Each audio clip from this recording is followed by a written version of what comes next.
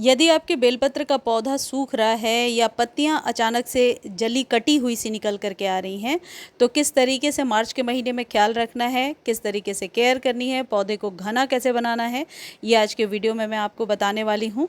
बेलपत्र के पौधे को गमले में बहुत ही आसानी से उगाया जा सकता है, लेकिन 3-4 प्रॉब्लम्स आपके बेलपत्र के पौधे के लिए आती ही हैं जब हम गमले में उगाते हैं। यानी कि कई बार पौधे की ग्रोथ नहीं होती, कई बार ऐसा होता है कि इस तरीके से पत्तियां कटने लगती हैं और न्यू स्टेम्स नहीं आती हैं। बेलपत्र एक बहुत ही हार्डी प्लांट है, इसके लिए कोई बहुत ज़्यादा बाहर से केमिकल वाली खाद लेने की ज़रूरत नहीं है। लेकिन चूंकि सर्दियों में ये डोरमेंट हो गया था और स्प्रिंग के सीज़न में इसके पत्तियों में थोड़ी सी प्रॉब्लम होती है। ज़्यादातर प्रॉब्लम सिर्फ एक वजह से होती है और वो है पानी की कमी। जैसा मैंने देखा है, मेरे पास ये पौधा पिछले 3-4 सालों से है।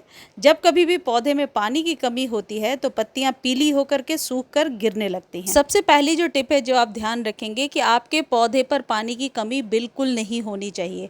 यानी कि गर्मियों में सुबह शाम आप दोनों टाइम पानी दीजिए।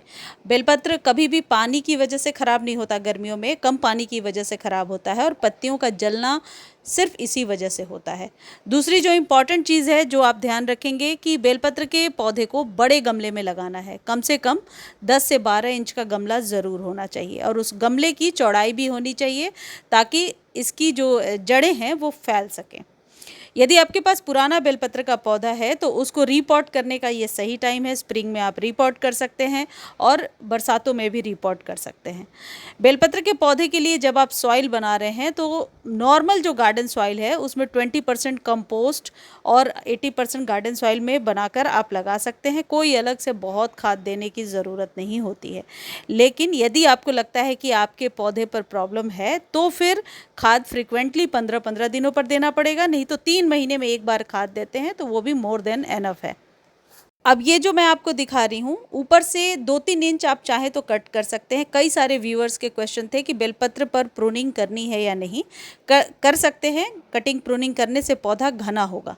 कई बार बेलपत्र के पौधे पर कीड़े भी देखने को मिलते हैं, यानी कि इसके पत्तों पर कीड़े चिपक जाते हैं। ऐसे में आपको क्या करना होगा, नॉर्मल आप 1 चम्मच डिशवॉश सोप लेकर के पानी में डालिए और अच्छे से पौधे पर स्प्रे कर दीजिए।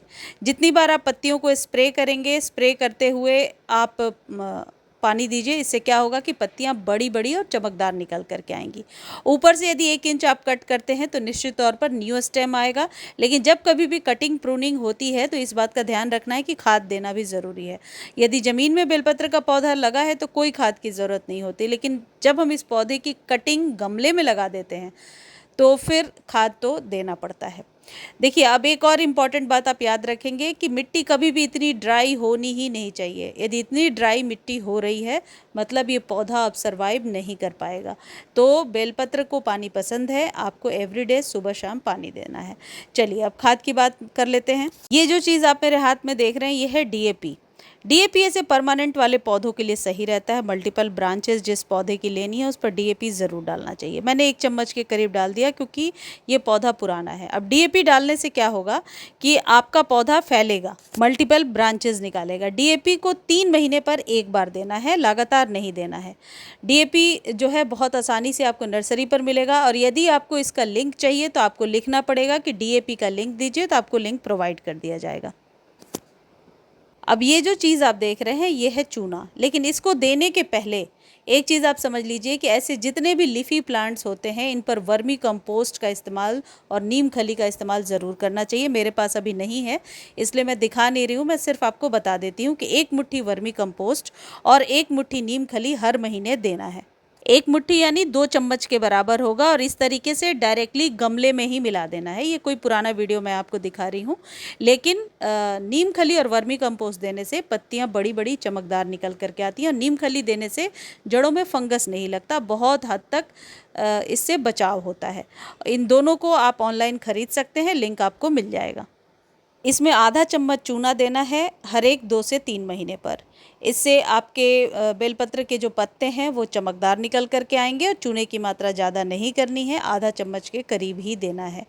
अब एक चीज़ यहाँ पर मैं आपको बताती हूँ, यदि पत्तियाँ इस तरीके से कटी फटी हो रही हैं, ज़्यादा सारे काम आप कर लिए उसके बाद भी पत्तियाँ बड़ी नहीं आ रही, तो फिर 2-3 महीने में एक बार इस तरीके से एप्सम सॉल्ट का छिड़काव कर दीजिए। इससे पत्तियां निश्चित तौर पर बड़ी-बड़ी निकल कर के आएंगी। 1 चम्मच आपको देना है एक गमले में, यदि 10 से 12 इंच का गमला है, और फिर उसको 2-3 महीने पे रिपीट करना है। लेकिन सिर्फ नीम खली और वर्मी कंपोस्ट भी आप डालते रहेंगे अपने पौधे में 1-1 मुट्ठी हर महीने, तो कोई शिकायत नहीं होगी और आपका पौधा लंबा घना हो जाएगा। अब बात करते हैं पानी की। मैंने सॉइल आपको पहले ही दिखाया कि सॉइल उतनी ड्राई नहीं होनी चाहिए। अब पानी सुबह शाम दीजिए, और जब भी पानी दे रहे हैं इस बात का ध्यान रखिए कि पानी जड़ों तक जाना चाहिए, यानी कि नीचे जो आपने ड्रेनेज बनाया है अपने गमले में, ड्रेनेज से पानी ज़रूर बाहर आना चाहिए। वही मैं दिखा रही हूँ। अभी तक पानी नहीं आया, इसका मतलब है कि और पानी की इसमें ज़रूरत है।